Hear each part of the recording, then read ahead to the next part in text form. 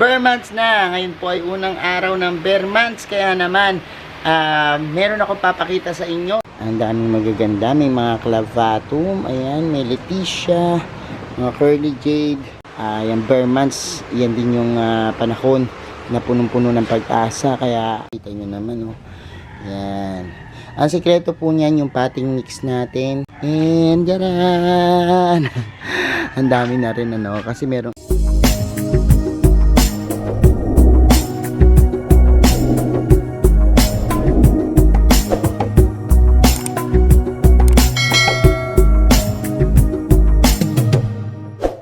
Hello everyone! This is Sir Misunabi ni Dino Park in Eco Garden and welcome back sa ating YouTube channel. And for today's video, bear months na. Ngayon po ay unang araw ng bear months. Kaya naman, meron ako papakita sa inyo yung ating mga dumating na mura at magagandang halaman. Ano?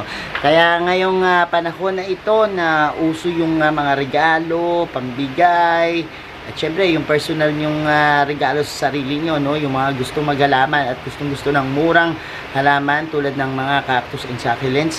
Ito na po yung pagkakataon nyo na mag-avail ng ating mga magagandang halaman. Tara, samahan nyo ako ngayong araw na to dahil papakita ko po yung mga dumating na bagong halaman. Kaya ready na kayo mga ka-MDP? Tutok lang po.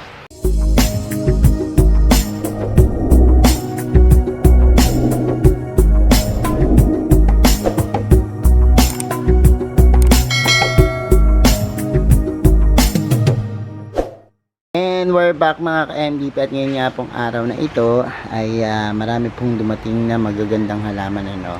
Actually, unang araw pa lang namin ngayon ng September, magandang pangitain na po, ano, kasi na-sold out na po tayo at wala na tayong tindang mga halaman. Pero, ayan, gusto ko pa rin pong makita nyo at ma-enjoy yung mga dumating nating mga plants, ano, mula po sa mga mother plants. Ayan po, ang daming magaganda. May mga clavatum, ayan, may Leticia, mga curly jade, at yan, mga jade plant, maswerteng halaman. Meron tayo nandyan.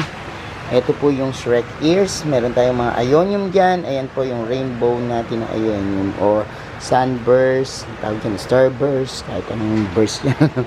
Tapos ayan, mga ionium pa rin dito, no. At puntahan natin yung sa loob. Maraming mga, ayan, dambuhalang plants. Wow! Ayan po, napakadadami. Oh, mga malalaki po yan, ano, na halaman at mga kakaiba. Ito nga po yung isang kakaibang halaman, yung linear, oh.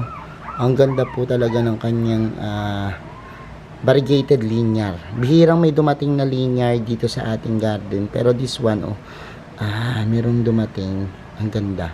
Tapos meron yan, oh. Ganda ng kulay. Kakaiba. Oh.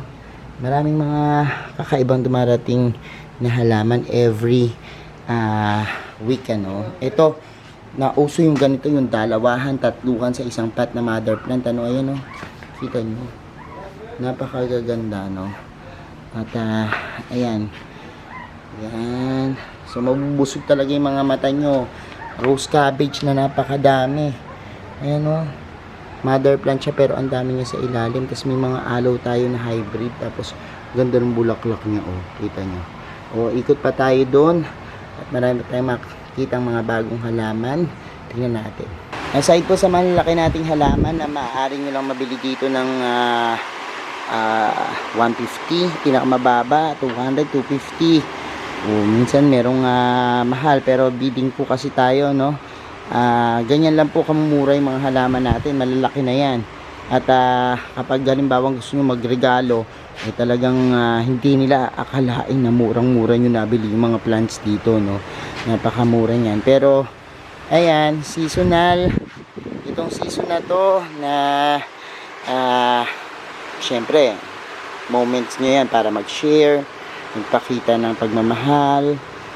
Yung bear months, yan din yung panahon na punong-puno ng pag-asa. Kaya ang mga tao nagbibigayan, nagmamahalan kasi papunta yan sa Pasko, no. Kaya yan, usok-uso yung pangregalo. So ayan, may mga alo rin kami for as low as 50 pesos, ano.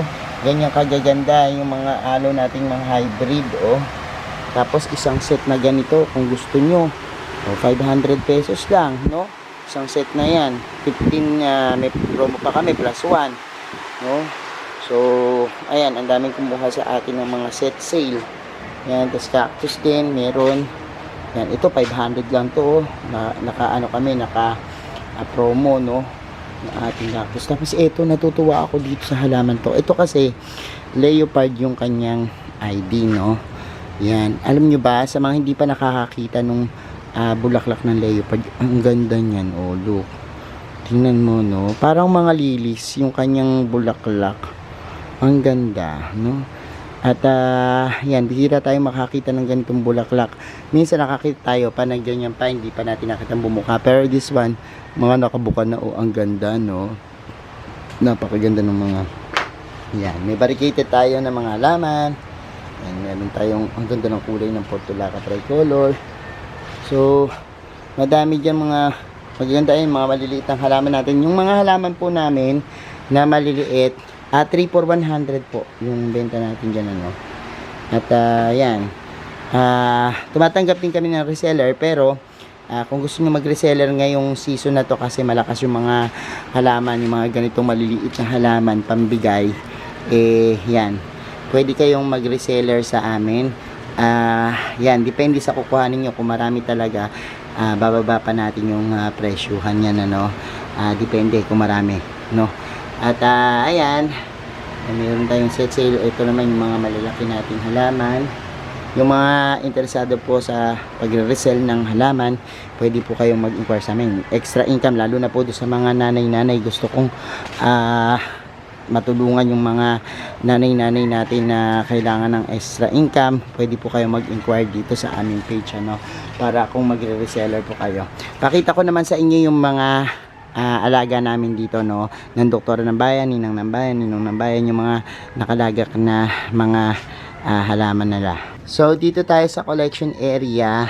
Kasi hindi pa kami ngayon makapunta sa Oliva Pasita Farm kasi yung kalsada doon medyo ginagawa pa. So dito muna nakalagak. Ang dami, ang gaganda ng mga cactus natin dito. Kita nyo naman, oh. Yan. Ang sekreto po niyan yung potting mix natin, yung MDP soil mix. Yan po yung ginagamit natin dyan, ano. At dyan muna natin nilagak yung mga cactus natin kasama nung aking mga collection dito ng mga cactus. And andyan sila, no, na nakalagak dyan. And yan, tinitingnan lang natin sa ang gaganda ng mga kulay, oh. Pag titingnan nyo, ang ganda pala ng mga ganitong pare-pareho ng pots, tapos nakaganyan. Actually this one, mga isasabit to sa wall, pero ganyan lang muna namin kasi wala nang space, no. Pero for the meantime, nandiyan yung ating mga yan, may mga kasama pa dyan yan, yung mga cactus. Yan, sa mga gusto ng cactus, pwede po pre-order kasi every other week tayo nagbababa ng cactus, ano, depende kung merong mga mura, kasi gusto ko talaga murang mga cactus yung mabili, no. At kasi pag mahal na yung mga cactus, di ako nagpapababa galing Benguet.